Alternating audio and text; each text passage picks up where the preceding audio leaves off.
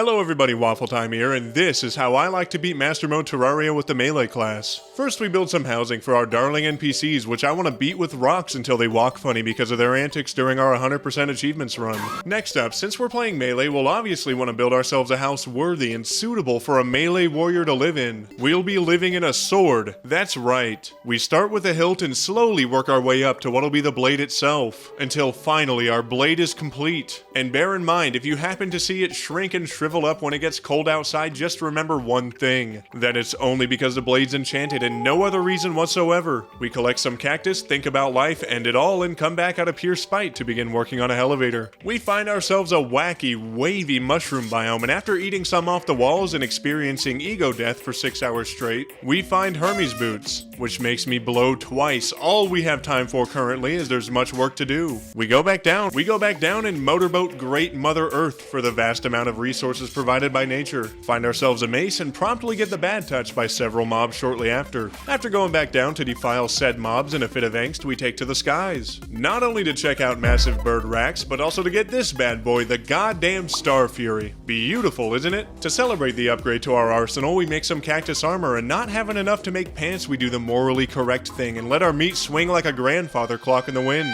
We mine even more, one more of those, and I'll no longer be held responsible for my actions. We mine even more, collecting an Eye of Cthulhu summon, life crystals, gems, and some delectable ores along the way. We pop topside and make ourselves a silver helmet and a platinum chest plate. Still not enough bars for pants, but that's fine, I'm enjoying the breeze. Our next goal is a blade of grass, a weapon that'll absolutely help us progress through the early game, as well as help make a devastating goddamn weapon down the line. We pile drive our way down into the jungle, not only in search of components for said blade of grass, but also for some ores to maybe have some pants to play through. Between snagging ores, we get some feral claws, which we certainly would have blown for, but we're still on cooldown from earlier, so we simply put them on while maintaining a deep gaze for now. We spread apart as many cheeks in the jungle as long as we can, dying several times over, until at long last we have every last component we need to make what we desire. We craft up that blade of grass and use it to dom every blood moon enemy in our path, only dreaming of using it against bosses that come our way. As soon as the blood moon clears, we make silver pantaloons, and seeing as it's raining slime, we make a quick arena and beat the piss out of as many slimes as we can. All until this big bastard shows up. We begin hitting him with volleys of attacks, doing totally okay damage. But one thing to note at this particular point in time is that we are getting beaten to a fucking pulp by this gelatinous behemoth. He does a crippling amount of damage, and it'd be less embarrassing to show up to college completely nude for a week than to admit King Slime has us on the ropes. We may be on life support for the vast majority of the fight, but with the help of our handy dandy grappling hook, we're able to get into a decent enough rhythm to avoid many of his attacks. We kill other slimes and absorb their slime essence to restore our health, which is fantastic for us. When we're close, we use the blade of grass, and when we're far, we hit his big ass forehead with stars from the high heavens. With keeping distance as much as possible, he eventually falls, leaving our goddamn timbers shivered. Hell truly hath no fury like a king slime scorned. No time to piss the bed just yet because it's officially nighttime, meaning it's time to fight the Eye of Cthulhu. With nothing but an iron skin potion, a gingerbread cookie, and a goddamn dream, we summon him up. And for some unknown reason, he's about 1,000 times easier than King Slime. The blade of grass presses its finger to our lips and hushes us. Don't worry, WaffleTime Inc. I'll take care of it, it says. And god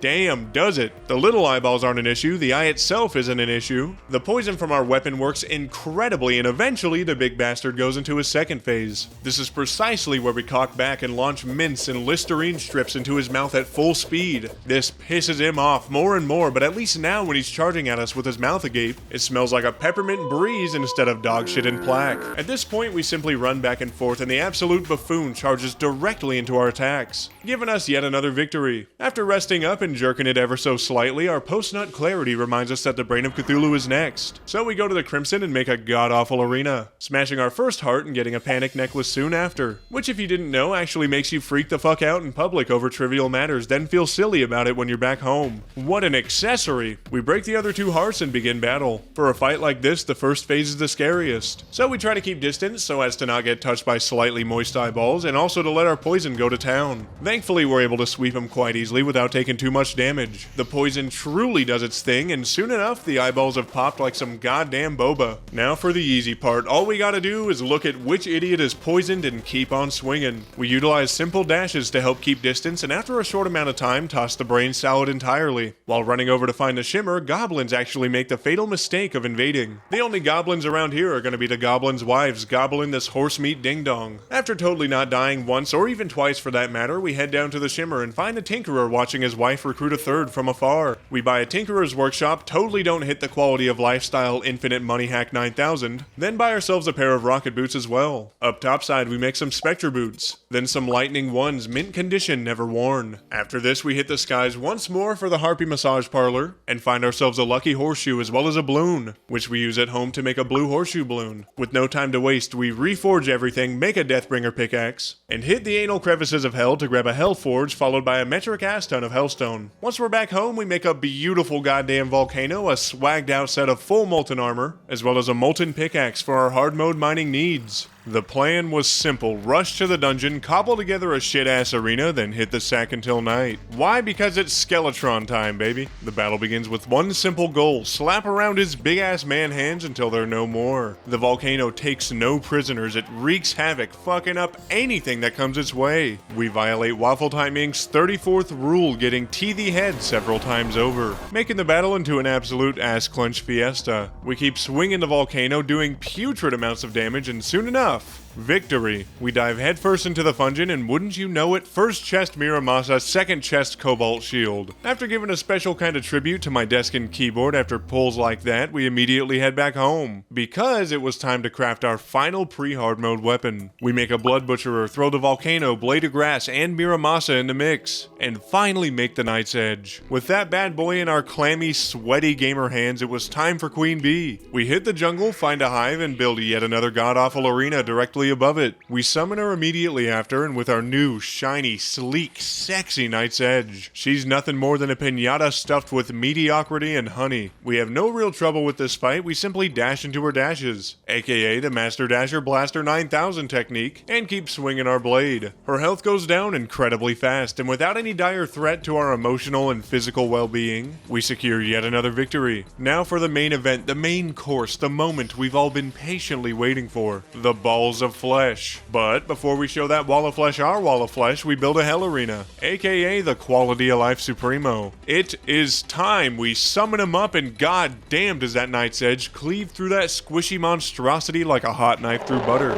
Everything's going swimmingly, we're feeling like our man or woman balls are made of concrete. Then it hits me like a ton of bricks made of frozen wall of flesh meat. We forgot our Cobalt Shield. I get tossed around like a goddamn ragdoll, my health plummeting faster than my dignity. We're hanging on by a goddamn thread. The wall of flesh may go low, but I go lower. We keep swinging. He keeps going 95 down the freeway during traffic hour for no reason. Barely alive, we finally, hardly squeeze out the victory. And for our troubles, a warrior emblem and a breaker blade. I blew twice from that, but you know as well as I do what the wall of flesh being down means, don't you little goddamn freak? It means we officially begin the early hard mode grind. We start by chopping up cobalt, then orichalcum, and lastly adamantite to make the world's sexiest set of full adamantite armor. Shortly after, we defile not one wyvern, but two of the absolute bastards before grinding out some fairies for their dust, which instead of snorting this time, we make the manliest goddamn set of wings in existence with. I am of course referring to fairy wings. We grind out some mimic loot next, really finding out what that tongue do in the process. For science! Just when you thought the foreplay was over, a big goddamn mimic shows up, and after what felt like 45 straight minutes in battle, drops us a pair of fetid bagnacks, which I still have no idea how to pronounce. After all that combat, it's time for a glow up that'll put the hard in hard mode. We make a star veil as well as a power glove, not only for the power boost, but also to harness the exaggerated swagger of a hard mode Terrarian. We stock up on Souls of Light and Night, and while we're grinding for souls, we manage to get ourselves a Hellfire yo-yo. This is exactly what we're gonna use to give Skeletron Prime a homemade vasectomy. We summon him up and begin obliterating the soul out of him by means of yo-yo. We're doing just fine at first, don't get me wrong, but there comes a cute, sweet little part where naturally we begin getting our asses fed to us by 4 mechanical arms. However, we recover and unrecover many times over. Clench, unclench, clench, unclench. It's truly a wild swing of emotions, but our pure, vile hatred for Skeletron prevails. The Hellfire does its work, and after circling him many more times over, we get that goddamn victory. No time to waste whatsoever, we bounce home immediately and make an Excalibur, a surprise tool for stuffing up the Destroyer's ass later. For now, however, we want the twins melted down into a cock ring made out of hollowed bars, so we seek out the most ranged melee weapon possible to take them on. A great candidate for this is the Shadow Flame knife, and after fighting the goblins once and getting hit with the curse of 1,000 Shadow Flame bows in a row, we get it on our second attempt. With no time to waste, we summon the twins immediately, targeting only Spasmatism. We Shadow Flame his dumbass when he's far and absolutely pelt him with the Excalibur when he's close. Our damage is fantastic, and we quickly enter his second phase where he heats up urine to an outlandish extent, drinks it, and attempts to spit it back on us. We'll have no part in this whatsoever, so we keep up the fire with our delectable Shadow Flame knife. Retinazer is helpless, watching his brother get thrown into a brazen bowl right in front of him, and only after the noises stop do we slowly turn to Retinazer. Wherever his cheeks are located on the back of his eyeball, the Excalibur will find them. We beat him relentlessly, flying high so he can't shoot lasers well and keep up the fire during his second phase. After a short amount of time, we pull yet another immaculate victory to bring home to the jungle. With one mechanical boss left, we summon the Destroyer, immediately locating his glutes and spanking him purple with our Excalibur. The damage is absolutely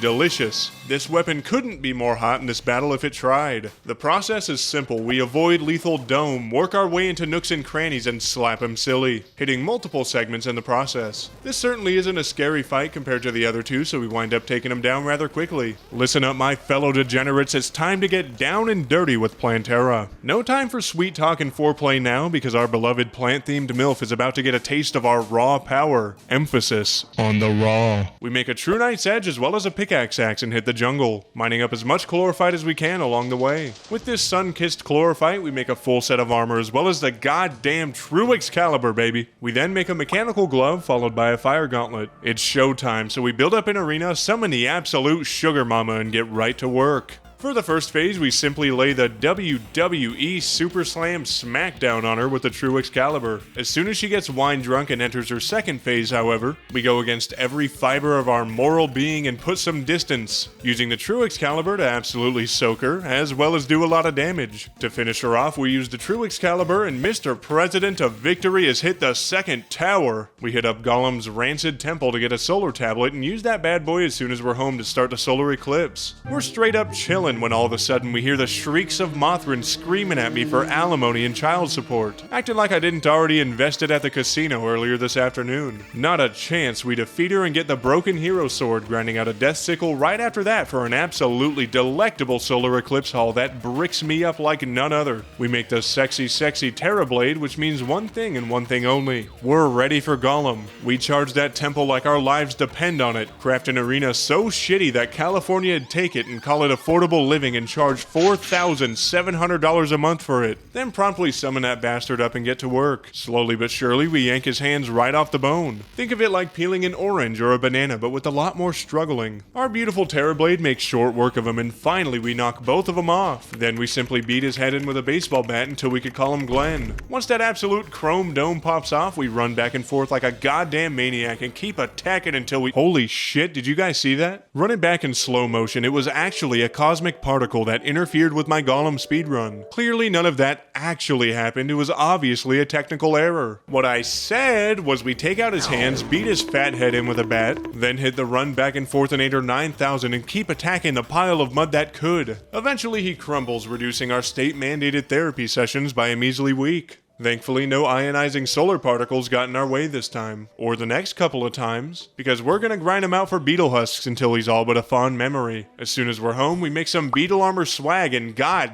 damn does it feel incredible. The next head to roll is Duke Fishron, who we're about to violate for a sweet, sweet ride. With that said, we go tug our truffle worm until we walk funny, then hit the beach and set up yet another arena, summoning the slimy bastard shortly after. Phase 1's easier than getting copyrighted by Nintendo. His bubbles aren't really a threat to us because the Terrorblade carves through them like a politician through promises, morality, and ethics. Suddenly we enter phase 2. Cheeks are immediately clenched, but our erection stands proud and tall, because with the help of our exquisite new blade, we're absolutely crushing him. We do our best to keep the Sharknadoes at the edge of the arena, and keep dashing and lighting him up from a distance. Last but not least, the third phase hits, meaning it's time for the Master Dasher Blaster technique once more, where we simply dash into his dashes. It's a very calculated risk like hitting on a grandma, but careful timing means certain victory and maybe, just maybe, a sprinkle of sugar if you're lucky. We kill him, prying the mount from his cold dead fins. This absolute rat bastard is going to be our ticket against a Moonlord, and after we beat him, we'll send a mount off to the coal mines to get pneumoconiosis. With our new mount in play, it's time for the Lunatic cultist. We start by fixing up our arena directly above the Fungin and slaughter their cultist friends to summon him up. Lo and behold, ladies and gentlemen, pro gamers all around, the Terrorblade puts him in the goddamn jar. We can absolutely tank the vast majority of his attacks at this stage of the game, so we grab him by his big ass nose and fold him like a goddamn pretzel, flying around and dodging his attacks until we put him on a t-shirt. Seeing as we happen to spawn directly in the vicinity of the solar pillar, we start taking out solar mobs and wipe out the pillar entirely, collecting its goodies and making the daybreak shortly after. Up next, we head to the Stardust pillar, cheese the absolute titties off of it and wipe it out as well. After this comes the Vortex pillar, which we die repeatedly in, resulting in our state-mandated therapy sessions extending right back up. Eventually, however, we slap it around just enough to make things interesting. Then head right over to the Nebula pillar, which we happen to take out in decent time. The Moonlord was about to grace us with his legless presence. Confidence non-existent, but sometimes you must learn to both fuck it and ball. Life is all about balance. That's if we ball means get a phantasmal death ray shot through your mouth and out of your ass. We were mad, but truly, without a doubt in my goddamn mind, not stressing. So we craft a Celestial Sigil with some truly nasty melee accessories strictly to defile the Moonlord with. We also make the Solar Eruption because in a fit of post-phantasmal pardum, we decide to try out the Old One's army to get the Flying Dragon from Betsy. The Flying Dragon is a devastating weapon, one which could wipe the Moonlord with ease. And I've probably done the Old One's army event like, I don't know, 3 times in my entire life, so why the hell not? To make life a tad easier, we set up a Hoyt contraption to get the enemy stuck under a table, between handrails of the stairs, even halfway inside of a washer or dryer to guarantee swift, back-breaking victory. Stage by stage goes by until suddenly Betsy appears. How do we respond? By getting sucked silly in a way that not even Mr. Sins himself could comprehend. We die fast, and with that, lose the event. On our second attempt, however, the stages flew by once more, and Betsy comes at us once again. This time, however, we were better prepared. We bounced between the Daybreak and the Solar Eruption, trying to keep any flying bastards at bay between Betsy's volleys. We soak her in damage, but being a woman of the people, she returns the favor, doing a disgusting amount of damage to us in the process. On the brink of death, the silhouette of Plantera appears before our very eyes, spiking our testosterone in ways we've never seen. With this new power, we dish out hits with maximum ferocity, dodge to the best of our ability, and suddenly Betsy folds like a goddamn omelet. After all that work, we open Betsy's bag and wouldn't you know it, get a